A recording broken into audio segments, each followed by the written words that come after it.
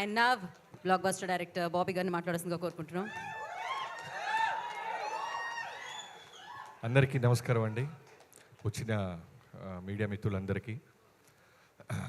జనరల్గా ఒక cinema release అయిన తర్వాత ఎవరైనా పిలిస్తే వేణు పిలవంగానే వెంటనే రావాలనిపించింది. వచ్చి మనం ఏం మాట్లాడుతామంటే సినిమా చూడండి, అలా ఉంది ఇలా ఉంది రెవెన్యూ అని. కానీ వీళ్ళ కన్నీళ్ళు, వీళ్ళ ఆనందం, వీళ్ళ ఎమోషన్ అది సరిపోతాయి సమాధానం. అంటే నేను తీసిన సినిమాకి ఎమోషన్ అవటం ఓకే, బట్ ఎక్కడో ఉన్న మట్టిలో మాణిక్యం అంటున్న మనోడు బోసు ఇంత మంచి సినిమా తీస్తే ప్రతి ఒక్కళ్ళు ఎమోషన్ ఫీల్ అవుతున్నారు. చాలా రేర్గా కుదిరిద్ది ఇది. అంటే అసిస్టెంట్ డైరెక్టర్ల దగ్గర నుంచి లిరిక్ రైటర్లు, యాక్టర్సు, ప్రొడ్యూసర్సు, డిస్ట్రిబ్యూట్ చేసిన వాళ్ళు అందరూ ఎమోషన్ అవుతున్నారు. చాలా రేర్ మూమెంట్. చాలా చాలా ఫ్యూ ఫిల్మ్స్కి ఇలాంటి వైబ్రేషన్స్ కుదురుతాయి. బోసు బోసు అనగానే నోసు పగిలిపోద్ది అంటాడు ముఠా మెస్లో చిరంజీవి గారి పేరు బోసు. అలా మనోడు బాక్సులు బద్దలు కొడుతున్నాడు, నోసులు కాదు. నువ్వు అమీర్పేటలో నిక్కరనగానే నిజంగా నీ కాన్ఫిడెన్స్కి నాకు యాజ్ ఎ డైరెక్టర్గా వణుకు పుట్టింది తమ్ముడు. నేను అందుకే సినిమా సక్సెస్ అవ్వగానే నేను ఫస్ట్ వేణుకి నీకు కాల్ చేశా. నువ్వు సూటు కాదు, లుంగి కట్టుకో, ఏమైనా కట్టుకో. నీలో ఎంత హానెస్టీ ఉందంటే నిజంగా ఒక ఆర్ నారాయణ మూర్తి గారిని చూసినప్పుడు ఒక ఒరిజినాలిటీ ఉంటుంది చూసారా, అలా అంత హానెస్ట్గా ఉన్నాడు మనోడు. అంటే ఎక్కడ ఫేక్ లేదు, ఎక్కడ పిఆర్ స్కిల్స్ లేవు. ఎవరు మాట్లాడుతున్నా సరే విజిల్స్ వేసేస్తున్నాడు. ఢిల్లీ హీరో మాట్లాడుతున్న విజిల్ వేస్తున్నాడు, చైతన్య గారు మాట్లాడుతున్న విజిల్స్ వేస్తున్నాడు. తను డైరెక్టర్ అనే విషయాన్ని మర్చిపోయి అంత ఎంజాయ్ చేస్తున్నాడు. నీకు సక్సెస్ ఎందుకు రాదు తమ్ముడు. బోసు బాక్సులు బద్దలు కొడతానే ఉండు. We love you so much. Venu, thanks for calling మీ. ఇక్కడికి రాగానే జనరల్గా నేను ఒక అరగంట ఉంటుంది అని చెప్పారు వేణు. నాకు వేణు చాలా ఇష్టం, అన్న అన్న అంటుంటాడు. సో రాగానే ఫస్ట్ నా రాంబాయికి మెసేజ్ చేశాను. మా ఇంట్లో ఫంక్షన్ ఉంది, రాంబాయి నేను రాలేను, చాలా ఎమోషనల్గా జరుగుతుంది, నన్ను క్షమించు. ఈ ఫ్యామిలీ ఫంక్షన్ ఇది ఇంకో ఫ్యామిలీ ఫంక్షన్లో నేను ఫ్యామిలీ పార్ట్ అయిపోయానని చెప్పాను. రిప్లై రాలేదు. రాంబాయ్ అర్థం చేసుకో.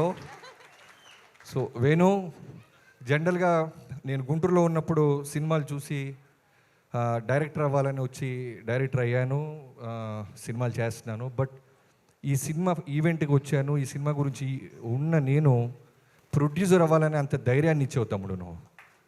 ఫస్ట్ టైం అంటే వేణు, ఈటీవీ విన్ వీళ్ళందరూ కలిసి ఇంత మంచి రాజు వెట్స్ రాంబాయి అనే సినిమా రావటం అంటే మౌత్ పబ్లిసిటీతో స్టార్స్ అక్కర్లేదు, కంటెంట్ ఎమోషన్ ఉంటే చాలు, విజృంభిస్తే రెవెన్యూ అని ప్రూవ్ చేశారు చూసారా. So first of all thank you Venu for giving బోసు. And ETV win Nitin brother, చాలా రోజుల నుంచి చూస్తున్నాను మిమ్మల్ని. మీరు ఎక్కడ స్టేజ్ ఎక్కినా సరే సక్సెస్ మీట్లోనే కనిపిస్తున్నారు. సో నీలో ఇందాక స్పీచ్లో మంచి రైటర్ కూడా ఉన్నారు తమ్ముడు. సో మీలాంటి వాళ్ళని గుర్తించిన బాపినాయుడు గారికి, రామోజీ లాంటి ఫిల్మ్స్ సంస్థకి చాలా థ్యాంక్స్. అండ్ సాయి నీ పార్ట్నర్, మీ అందరికీ. అండ్ మ్యూజిక్ డైరెక్టర్, ఇందాక అక్కడి నుంచి మొదలైంది నాకు ఎమోషన్, కన్నీళ్ళు. మనోడు నిజంగా వాళ్ళ అమ్మ నాన్న ఫొటోస్ వేసినప్పుడు నేను కూర్చోలేను, వెంటనే నిలబడ్డాను. నిజంగానే మన పేరెంట్స్, నాకు మా మదరు ఫాదరు, నా ఫాదర్ ఉండేవాళ్ళు వాల్తేరు వేరే దాకా, బట్ మా మదరు నేను రైటర్గా సోలో కార్డు లేనప్పుడే కాలం చేశారు. అప్పటి నుంచి నాకు ఆ వెళితే ఆ పెయిన్, ఆ బాధ తెలుసు. సో నువ్వు ఆ విజువల్ ఏంగానే అనిపించింది. నిజంగానే తల్లిదండ్రులు మర్చిపోనోడు ఎవ్వడు కూడా జీవితంలో గొప్పోళ్ళే అయి ఉంటారు. సో తప్పకుండా నీ సంగీతం, అందరూ అదే మాట్లాడుతున్నారు. ఫస్ట్ సినిమాలో గెలవాల్సింది సంగీతం, ఆ తర్వాత డైలాగ్స్, ఆ తర్వాత విజువల్స్, ఆ తర్వాత ఏదైనా కంటెంట్. ఫస్ట్ మార్కెట్లోకి వెళ్ళేది సంగీతం. అలాంటి సంగీతంతో ఈ జనాన్ని రాబట్టిన నీకు నిజంగా చాలా చాలా పెద్ద భవిష్యత్తు ఉంది తమ్ముడు. Keep all the best. And DOP అందరు వెనకాల నిలబడుతున్నారు. ఇంత మంచి సక్సెస్ ఇచ్చి మీరు ముందుకెళ్ళి ఇంకా చాలామంది జనాల్లో కనపడాలి. Great job. And Vamsi Nandipati garu, మొన్నే నేను ఈ సినిమా రిజల్ట్ తెలియకుండా ఫోన్ చేశాను. సార్ వంశీ గారు రాజా చేయి వేస్తే అన్నట్టు మీరేంటి సార్ ఎడిట్ రూమ్లో నుంచే సినిమాని జడ్జి చేస్తున్నారు అని. వేణు, ఇందాక నువ్వు ఒక మాట అన్నావు, ఈ సినిమా చూసి ఎవరో ఒక నలుగురు వచ్చి సగంలో నుంచి నడుచుకుంటూ వెళ్ళిపోయారని నాకు ఒక మూమెంట్ అనిపించింది, ఒక మూమెంట్ గుర్తొచ్చింది. ఫైట్ క్లబ్ అని 1999లో బ్రాడ్ పిట్తో సినిమా వచ్చింది. ఆ సినిమా రాగానే చాలామంది పెద్ద పెద్ద మీడియా సంస్థలు సినిమా బాగాలేదు, డిజాస్టర్, వర్స్ట్ ఫిల్మ్, ఇలాంటి సినిమా అసలు రాకూడదు అని రాశారంట. ఓ 1-2 ఇయర్స్ తర్వాత ఆస్కార్ వచ్చిన తర్వాత బ్రాడ్ పిట్ డైరెక్టర్ అందరూ కలిసి స్టేజ్ మీద ఆ 4 సంస్థలకి థ్యాంక్స్ చెప్పినాయి. చదివి మరి మీ జడ్జిమెంట్ ఇది ఆస్కార్ దాకా వచ్చింది, one of the cult film అయింది అమెరికాలో అని. సో అలా అనిపించింది. వాళ్ళ పేర్లు అయితే చెప్పొద్దు పాపం, లెట్ దెమ్ గో. బట్ మీ జడ్జిమెంటే ఆడియన్స్ జడ్జిమెంట్ అయింది. సో శివాజీ గారికి ఇందాక అదే చెప్తున్నాను, ఆ ఫాదర్ క్యారెక్టర్ చేసిన శివాజీ గారికి మన సముద్రంలో శ్రీహరి గారిని చంపేటప్పుడు ఒక క్లోజప్ ఉంటుంది. నేను డైరెక్టర్ అయిన తర్వాత చాలా కొన్ని సినిమాలు మళ్ళీ మనం చూస్తుంటాం.